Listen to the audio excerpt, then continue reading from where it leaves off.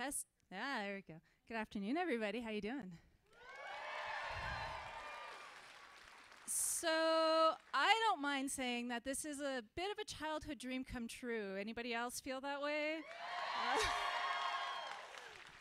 My name is Emily Expo. I'm the redheaded mascot of the Calgary Comic and Entertainment Expo. Thank you guys very much for coming out this afternoon. Please join me welcoming Cary, Elwes, Sarandon.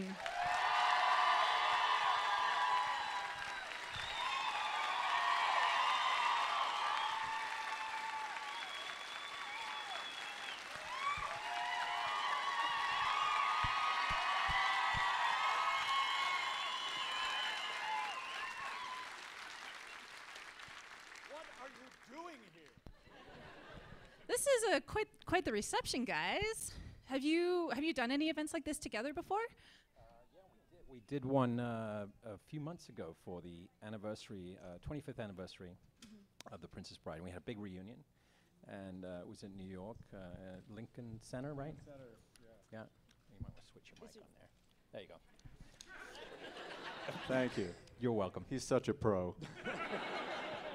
Yeah, Lincoln Center did the 25th anniversary screening of a big screen print of The Princess Bride, and everybody was there, with the exception of, sadly, Andre, and Peter Falk, who was not with us, and Fred Savage, who was away, I think, and Chris Guest, who was working, as always. But it was very exciting. It really was so great, yeah. So, I mean, growing up as a little girl, anytime I was sick, Princess Bride was my go-to movie. And my parents were sick of it because if I was sick the next day, because the movie ended with the little boy saying, "Come back and read it to me tomorrow," I would watch it again the next day. So if I was sick for a week, I would be watching that movie every day for a week. Did anybody else do that? Yeah? So when you guys made this film, I mean, did you have a feeling it would have such an impact on that? Like kids, when they're sick, it makes them feel better. It has this healing effect on people. Is that surprising? Is it expected? Are you happy? Is it weird? Well, I don't think that's the only audience for the movie. Sick children. Point. Although they're an important right, part of the subset. audience. Yes. Yeah, right. I think one of the things that we've been struck by over the years is the multi-generational, and there's one going away now. The multi-generational appeal of the movie, and how many people we see all the time who say to us, "I watched it when I was a child, now I'm watching it with my children," and it becomes an event. Because it's understood on so many different levels as you grow older. It becomes funnier and smarter, and you understand the satire a little bit more, but at the same time, you still have an affection for it. So just don't get sick and watch it, that's all. I always say it's like the gift that keeps on giving, you know, because it's a film that has a generational effect, as you just said, and it's just got a lot of heart. You know, and it's funny, and it has a lasting effect. I don't know quite what it is. I think if we knew the formula, we'd do it again. Yeah. You know, people would be doing it all the time. People would be doing it all the time. I think it was just one of those things where we kind of caught lightning in a bottle in a way, and it was an amazing group of people, amazing cast, amazing writer Bill Goldman, and Rob Reiner was at his peak as a director. I mean, he understood the material so well. And loved it. And loved it. I mean, adored the book, had read the book 100 times. And after he made Spinal Tap, I think he... Yes! Right? Spinal Tap. Yeah, you can... Yeah. The studio, one of the studio heads invited him into his office and said, "So what do you want to make now? We'll let you make any movie you want to make." And he said, "I want to make The Princess Bride." He went, "Any movie but that." Because... It had been around. It had been around. For a long time. That Robert Redford tried to direct it at one point, and Francois Truffaut, I think, a whole bunch of people, John Huston. And it was a really difficult film for the studios to get their head around, because when you read the book, I don't know how many of you have read the book here. I mean, wow. you get feedback for that. Yeah, the book is extraordinary. It's not, you know, it's hard to turn that into a script, but Bill, obviously being the great screenwriter that he is, was able to do it. And I feel like I was blessed just to be at the right place at the right time, really, you know. I think we all felt that way, feel that way now, still. It definitely shows through. I think there is something about the chemistry that we see on screen that really makes it so endearing to everybody in this room and obviously around the world. Do you guys still, do you stay in touch, or have you stayed in touch since then? And I never talk to this guy ever. Never. If I can help We it. try to avoid each other if we can.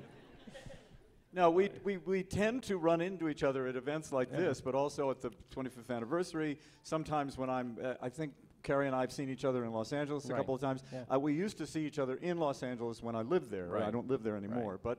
but We stay there's in a touch. kind of, Yeah. Yeah, we stay in touch. Yeah. But there is a kind of, it's only happened with me, I don't know about you, on a couple of movies that I've made. Right. Where you bond with the people, Yeah. and when you see them, even if you don't see them for 10 years, Right. boom, Right. Yeah. you're there again. Yeah, totally. Yeah. Do you show it to your kids? Have your kids seen The Princess Bride? My kid is a little too young to appreciate it at this point. I think she'd be terrified by the rats of unusual size. the rodents. I don't think they exist.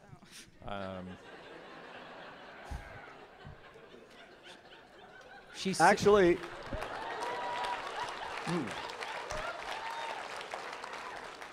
actually, Cary has a personal experience with one of the rodents of unusual size in his human form that I would love for him to tell. I'll tell that story. Okay, so the guy they got two little people to be in the suits, right? Because this was before CGI, where today it would all be done with a computer, but we had little people in there who they had to be sewn in and everything. It was a very hard thing for a person to be sewn into a rat costume, you know.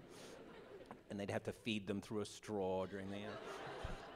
And one of these little guys' name was Danny, and he was a really interesting character. He had all his entire ears pierced long before anyone was doing it today. You know, he was a very cool guy, way ahead of his time. And but he liked to have a beer now and again, you know. And again. And again. And again. And what happened was, the first day of shooting was the swamp scene, and one guy was there being sewn into his suit, and there was the costume people with the other rat suit just waiting for Danny to show up. Never showed up, couldn't show up. So Rob Reiner went up to one of the ADs and said, what happened to Danny? Where is he? He says, oh, well, Danny's had a bit of a problem. He had a bit of a run-in with the law. And it turns out that Danny had tied one on too many the night before. And he had a special car that he could drive. I guess it was a stick shift that was also, he could use his hands, whatever. And he got pulled over by a cop. And he was obviously on the wrong side of the road or something, right? And the policeman knocked on the window and said, "Excuse me, sir. Would you mind stepping out of the vehicle, please?" And Danny gets out, and he's a little guy. He gets out, he goes, "Yes, can I help you? Can I help you? What is it, officer? What have I done?" "You were speeding, sir. Can I ask what it is you do for a living?" "So I'm an actor. And I'm late for work. You can't take me in. I'm very important. I need to be at the studio right now. In fact, I'm late." And the policeman said to him, "Oh, yes, sir? And what are you playing in this in this film?" "I'm playing a rat." "Right, in the back of the van with you. Come on, come on." That was Danny's first day, God bless him. So I'm sure you guys have a fair few questions for the guys, but before we do that, I'm just gonna get something out of the way because it's gonna come up. Cary. What? I have a feeling that at some point, someone in the audience is going to ask you to say What? it. What are you talking about?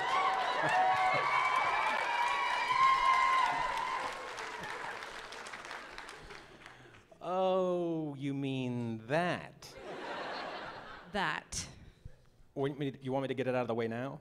All right, as you wish. There you go. I was actually referring to when you called him a warthog-faced buffoon, but that's fine too. All right, questions. You, sir.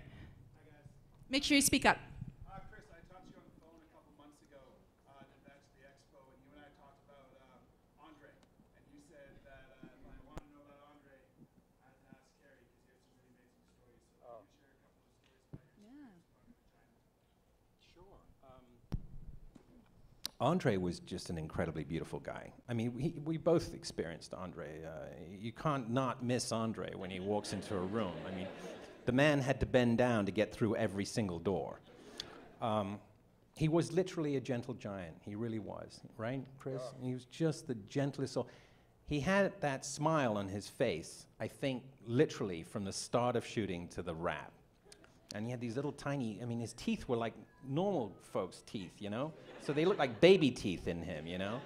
And he was so generous and so sweet. I remember he didn't really care for the English catering. Because English food, I don't know if any of you know, English food, we're not known for our culinary genius, you know. Toad in the hole. You know, bangers on mash. And he didn't care for the catering too much on the show. And being French, he decided he was going to do something about that. So on his day off, he took his truck, because he couldn't fit in any regular car. They made a special truck for him. He drove his truck with his chauffeur to France and picked up all this incredible food for the crew, all the pâtés and salami and cheeses and wine, which the producers weren't that crazy about. And he came back and he fed us all with this incredible food. And the crew just loved him for that. I mean, he couldn't do no wrong after that. Really could do no wrong at all, you know. And that was just the kind of guy he was. He was just an incredibly sweet human being, and I miss him terribly, yeah. I'll try to make a brief version of this story, but when I was going to do the movie, and we were on location in Sheffield up in the central England, and so we were all in the same hotel, and I'd left my children and my wife at home for the first 6 weeks because I didn't want them to be hanging out in the hotel in the middle of nowhere. And when I was explaining to my kids, who were then 4 and 2.5, what I was doing, I was sort of trying to describe there was a princess in the movie, and they were going, oh, okay, and a prince, and I play sort of a bad prince, and then there's a giant, and then there's, what? A giant? You're in a movie with a giant, Daddy? What's the giant like? Is he as big as a house? Is he as big as a car? What's his hand like? What's his head like? What are his feet? From then on, I would call home every couple of days, and as soon as I'd get on the phone, I'd talk to my ex, and then I would talk to the kids. And as soon as I'd get on the phone, hi, sweetie, it's Daddy. Hi, Daddy, where's the giant? Have you seen the giant yet? Is he as big as a house? Is he as big as a car? Have you worked with him? So they were a giant obsessed, right? So they come to England, and as soon as they get off the plane, I hug my kids. Hi, Daddy, where's the giant? So I arrange with Andre one day when he's working and I'm not working to bring my family out to the set so that they can meet him. And I asked him if it was okay. He said, oh, of course, of course. So we go to the set, and Andre had a very large trailer. Very large trailer. And truck. It was a van. What do you call it? A big semi. Semi. Yeah. It was a semi. It was the back end of a semi, and Andre's at one end of it because he couldn't fit into the makeup trailer, so they had a special seat for him. And so you walk in and you turn the corner, and there was Andre at the other end. So I had one of the kids in my arms, and my ex had the other one, and I walk in the door, and we turn the corner, and Andre's sitting there, and he gets up. And as soon as he gets up, my 4-year-old takes one look at him and goes,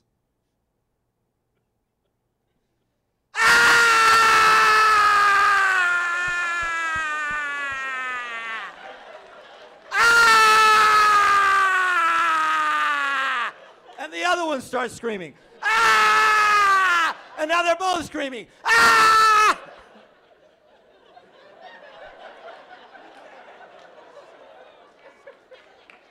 We ran out of the trailer. But this is the testament to Andre, is that I went to him immediately after. I went back in the trailer and I said, Andre, please, I'm so, so sorry. And he said, it's all right. Either they run to me or they run from me. And he had such a sort of, this is my life. Wow. Anybody? Oh, right up there in the back, like third row from the back. Yeah, you. Really? I don't. Okay. Hi, I'm sorry, I'm kind of freaking out right now. But both of you have been in some amazing animated work. Obviously, Nightmare Before Christmas and Quest for Camelot. One of the songs is my lullaby for my daughter since she was a little girl. So both of those movies are quite important to me. And I might pass out. So Breathe. My question for you is preparation for a live action like Princess Bride and the vocal work for those. How does that differ going into those roles, and how do you prepare for that, and how does it feel coming out, I guess? Okay, well, feature films are a lot different, obviously, than animated films. Animated films, they really just want you to come in and make up a character and use your voice to project that character, to create a character.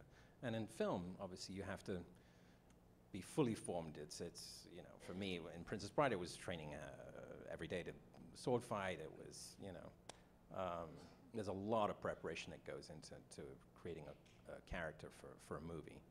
And for me, I don't know, I can't speak for Chris, for doing animated for me, it's really just sort of coming up with a fun character and trying to get, as I say, trying to get that voice to inform that character, you know?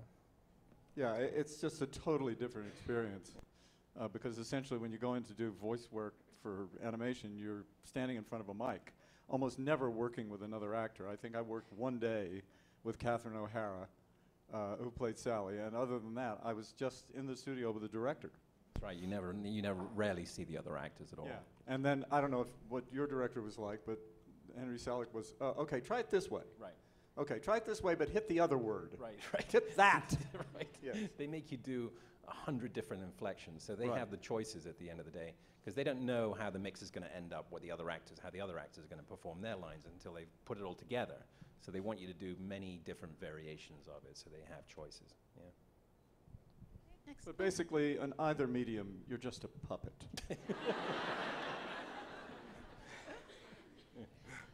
White shirt. Yeah. My question is, what was each of your favorite part of the film to act? You call that acting? I mean, yes, of course. which scene was...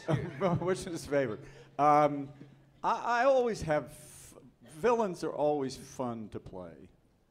And the most villainous moments are always the most fun to do, because they let you sort of exorcise, not exercise, but exorcise your own demons in a way. So for me, those were the fun scenes. Those and the scene with Chris Guest, Count Rugen at the tree. Yes.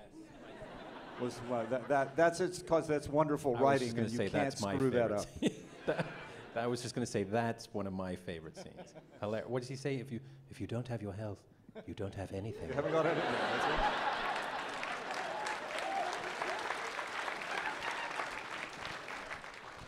Any more I questions? had fun on every scene, honestly. Literally, it was a blast to work with Chris and these guys. I mean, it was a laugh every day. Yeah, we had it. It was right? The movie was as fun as it looked. It really was. I mean, you know, you had Rob Reiner whose laugh could be heard in Detroit, you know?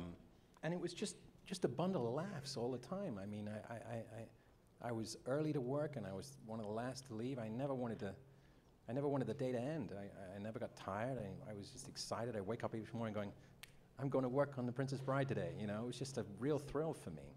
So I can't really pick out one particular scene because the whole memory of it for me is really a joyous one altogether. Yeah. Your character in Princess Bride is very, very different from Kiss the Girls.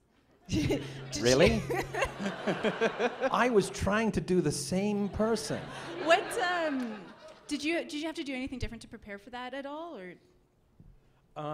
Kiss the Girls. When you do a movie that is, you know, a horror or thriller or dark, deals with darkness, it's definitely a different preparation. You're in a different headspace. It's not a bundle of laughs a minute. Although, actually, Morgan Freeman was hysterical to work with. He's very serious about his work, but he's not.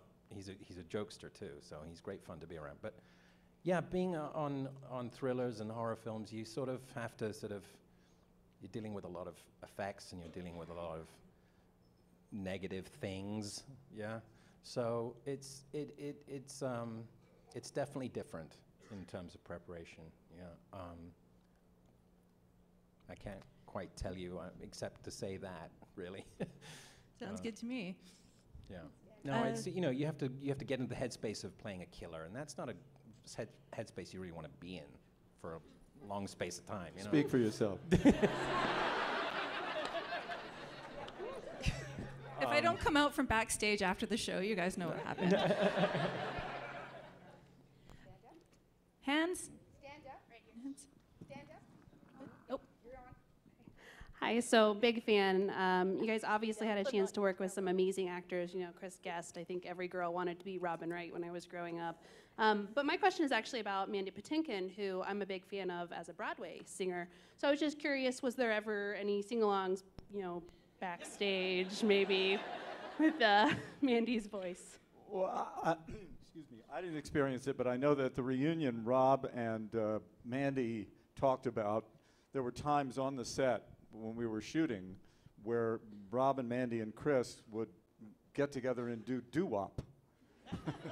To talk about a juxtaposition. Yeah, of Rob is a big fan of doo-wop music, and so they would you'd suddenly hear three people singing doo-wop on the soundstage or on the set, and it would be the three of them harmonizing. It was great fun. Yeah. Next, this guy in the hat. Yeah. We have a question over here. Okay. Who's going first? Moderator's been trumped. Oh. Hello. Cary, I just want to say, really enjoyed you in Saw. Chris, really loved you in Fright Night. Question for both of you. In terms of outtakes for The Princess Bride, is there anyone in particular for each of you when working on the set that really stood out as being either the most hysterical or most odd sort of thing? I don't think that there was any way that anybody could record all of them because there were so many. I mean, we were always sort of on the verge of hysteria. Hilarious. A lot of the time. Hilarious. Yeah. That speech when you came up on the parapet of the castle, you're like, and I've forgotten my line. In front of 200 people. 200 people. It was very funny. No, I'm amazed they were able to put a movie together because we were laughing so much. And Rob too. Rob, when Billy Crystal was working, he let Billy just do freeform stand-up, And Billy was talking about all kinds of ridiculous things, Mandy talks about the fact that you guys worked for months on the duel. Right. You shot the duel for I don't know how long. Right. He was never injured until the scene with Billy in the the corpse scene with with Cary because he almost broke a rib laughing. Yeah. True. That's a true story. I had to play dead in that scene, so you can imagine me, when you're told not to move at all, and then you got Billy Crystal talking about his nephew being with the sheep and all that. It's just silly. It's silly. Silly. Martin Lettison debating. This guy in the hat. Yeah.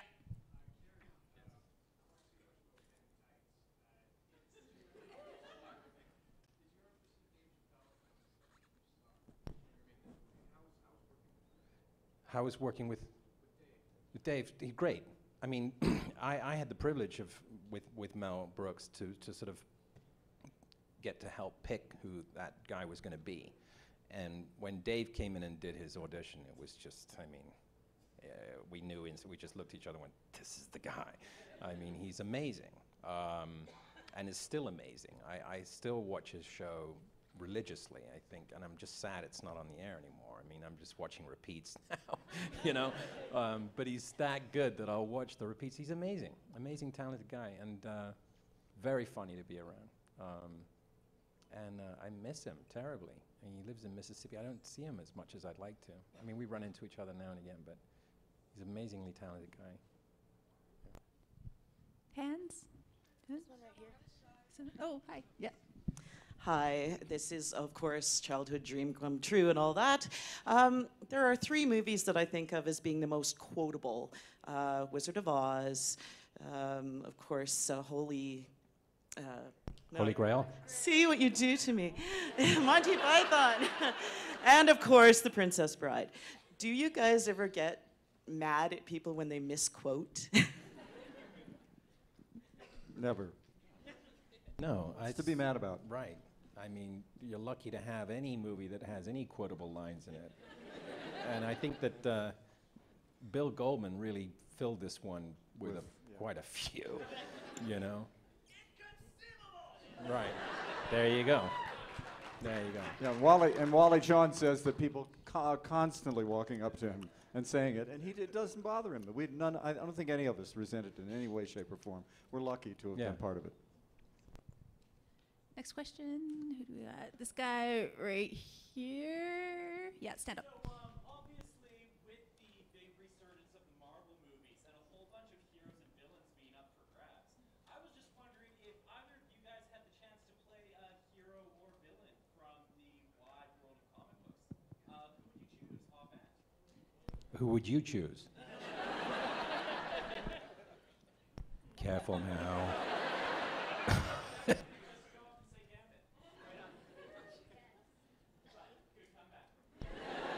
Thank you. I've already played a number of them. You just haven't recognized me. Part of the magic. Are you guys into comics? Are you No. I was when I was younger. I was a big fan of all the Tales of the Crypt comics, the EC comic. I grew up with those comics, and they were amazing until they were banned stupidly. It's just ridiculous. Next question. Hello. Wait, Down there's here. a voice coming from somewhere. Right from the run. Oh, there you are. First off, thank you both for coming. Cary, actually, for Valentine's Day, you were announced, and all I had to do was put your photo on a piece of paper and say, "As you wish," and that was Valentine's Day done. Glad to have been of help.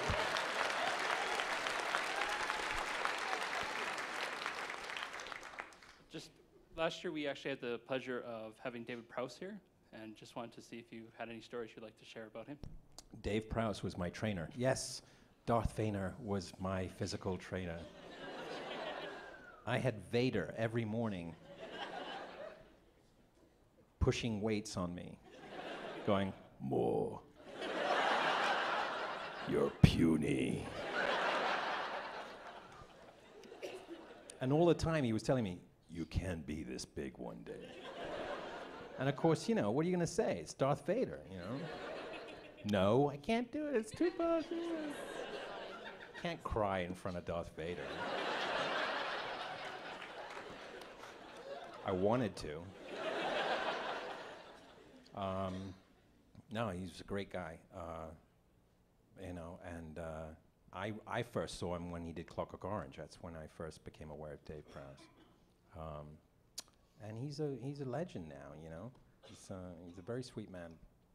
But that's my experience. So I get to put on my Facebook page, "Trained by Darth Vader." Not many people can say that. We've got Doctor Who is over here. Yes, hello.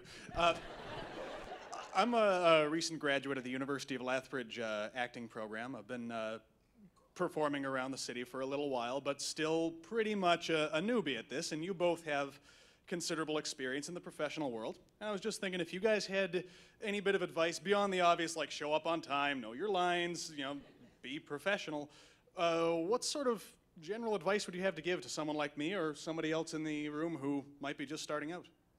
May God have mercy on your soul.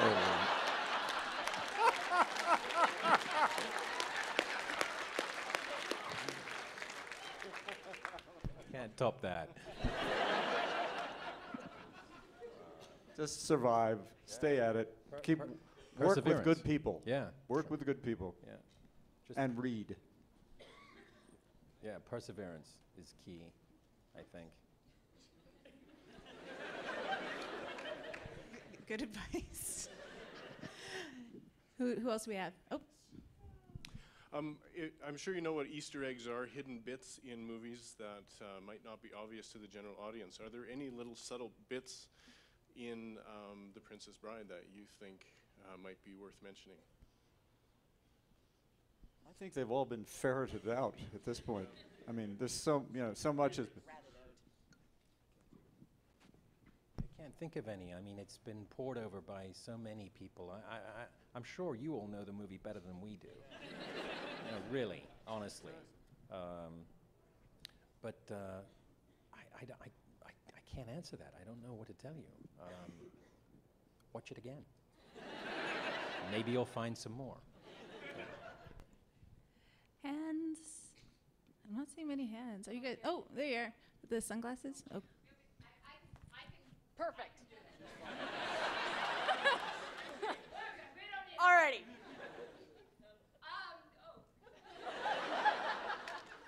I was just wondering if you've ever had a chance to work with any of your personal heroes, and if you have any stories about working with someone that you really admired and just were lucky to work with. He's sitting right next to me. Right here. Right here. Check it out. Check it out. Dog Day Afternoon, people. Okay? All right? I was blown away by this man when I first saw him work. I thought, wow. What? It wasn't like acting. He was real. It was all of you in that movie.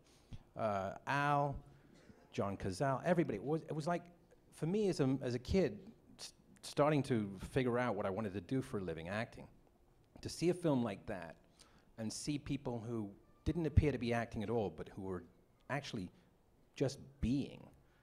I believed every frame, every nuance of their characters so unbelievably. I was so blown away by it. I was when I was told he was going to be in the movie, I was like, what?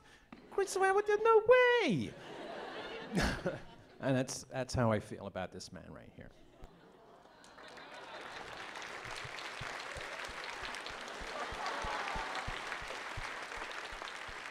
I mean, right?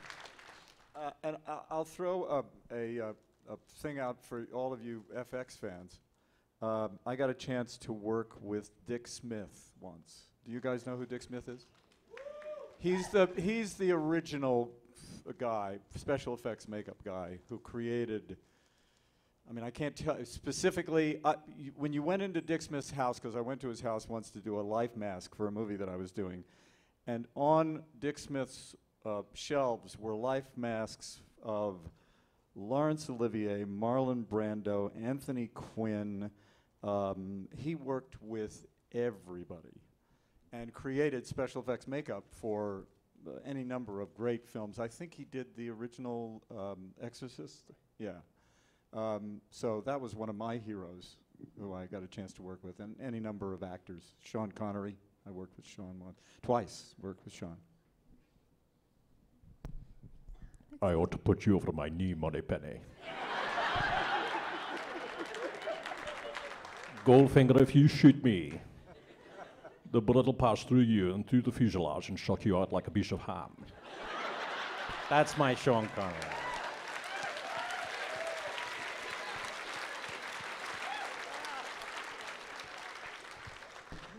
There's somebody there in the yellow shirt. Yeah.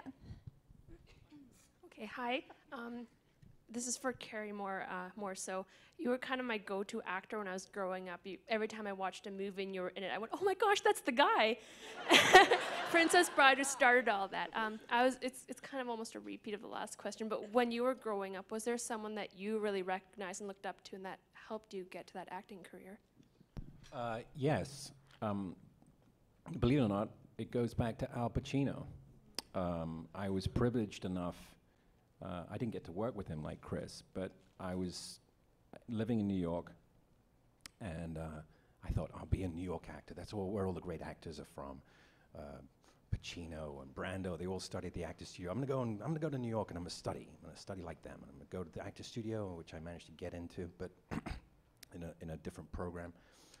And but how I got to be at the actor studio was Al, because I met him through mutual friends one day, and he said, so what do you do?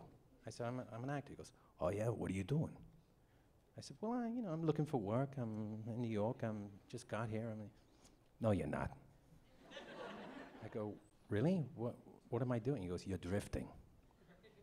I go, what do you mean now? He goes, your body is a temple, and so is your mind.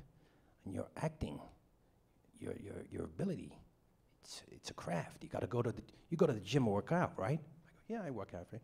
Well, you gotta go work out your talent. Otherwise it gets lazy. You're drifting.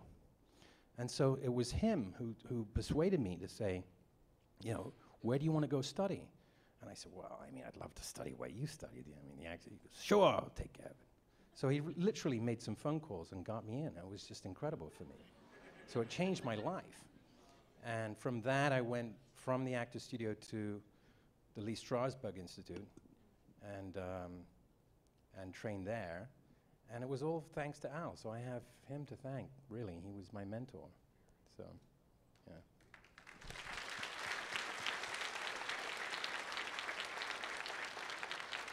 All right, we've only got about 5 minutes left, so just a couple questions and we'll wrap it up.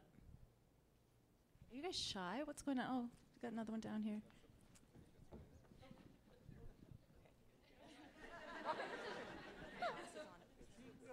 Okay. So even though you prepare very differently for each role, after you have such an iconic show and movie that everyone knows, do you feel that it somehow changed your acting, or that you had any big epiphanies from The Princess Bride that made the rest of your career very different? Not in terms of like how it influenced maybe the roles that you were able to get, but how you yourself acted. I can't say. No, it was such a unique sort of. First of all, the film was informed so much by William Goldman, and the script, and the stuff we had to say. We said, as soon as you picked up the script, you knew you were there. So, and that doesn't happen that often. The only other time that it really has happened to me was maybe Dog Day, which was a great script. I've worked on other movies that have been terrific scripts, but actually the Fright Night script was a great script. But it doesn't always happen that way. So very often you're sort of out there on a limb. Please help, and often you don't get much help, at least not from movie directors. It's true. It's all about the script. In the first 10 pages of reading a script, you can pretty much tell if it's there or not. So any budding screenwriters out there, first 10 pages, you got to grab them at the first 10 pages. So yeah, as he says, Bill Goldman, he's a great writer, extraordinary. Did All the President's Men, and Butch Cassidy and the Sundance Kid, and Marathon Man. I couldn't believe that I was going to get to work with somebody whose work I had studied and pored over. So, and I didn't know that he was that funny, because if you look at all his other work, there's nothing really like The Princess Bride, not even close, right? So, yeah, as Chris says, it was right there. It was all there. He worked on the script, obviously, because he had so many directors come through and try and make it. It had morphed and changed over the years. So the draft we got was the one where Bill went, this is it. This is the one, he worked so hard on it, and it was his favorite. And he was really nervous about it, you remember? Mm-hmm. On the first day of shooting, he came down to the set, same set, the swamp, the fire swamp, and he disappeared while we were shooting. We didn't know where he was. And Rob yelled action, and I picked up Robin, and I had to walk through the swamp and cut stuff down, whatever. And after Rob said cut, the sound guy came up to Rob and went, Rob, I got this strange noise in my headphones. I don't know what it is. I'm going to play it back for you. Let me play it back for you. Gives Rob the headphones, plays it back, and you can hear, we all listen to it, you can hear my lines, right? And in the background you can hear,